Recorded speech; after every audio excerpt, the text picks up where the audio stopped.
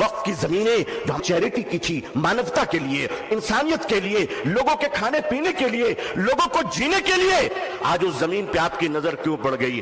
ہم جانتے ہیں مہاشے کیوں پڑی ہے۔ اس لیے کہ اب راجہ دیش نہیں چلا رہا ہے، اب راجہ ریئل اسٹیٹ کا کاروبار کر رہا ہے۔